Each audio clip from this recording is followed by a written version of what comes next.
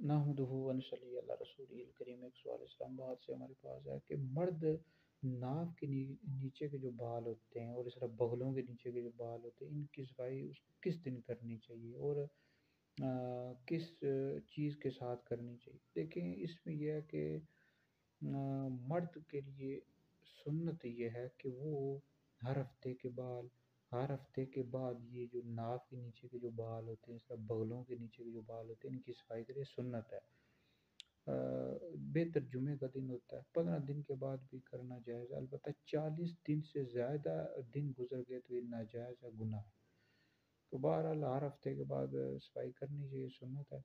اور دوسری بات یہ ہے کہ صفائی مرد کو اس طرح کے ساتھ کرنی چاہیے، مونڈنے چاہیے بال، اور اگر نہ یہ بھی اس کے ساتھ نہ کیے تو مطلب کریم کے ساتھ بھی کر سکتا ہے، پاؤڈر کے ساتھ بھی کر سکتا ہے، تو اس میں کوئی حرج نہیں، اصل مقصد صفائی ہوتا ہے۔ لازمی ہے کہ آپ اس طرح کے ساتھ بھی آپ کسی مشین کے ساتھ ہی کریں، بلکہ پاؤڈر کے ساتھ بھی کر سکتے ہیں، اس طرح کریم کے ساتھ بھی کر سکتے ہیں۔ باقی اس کی حد یہ ہے کہ ناف کے نیچے کے جو بال ہوتے ہیں ان کی صفائی کرنی چاہیے، اس طرح خصیتین پر جو بال ہوتے ہیں ان کی صفائی کرنی چاہیے، اس طرح عضو تناسل کے جو ارد گرد بال ہوتے ہیں ان کی بھی صفائی کرنی چاہیے۔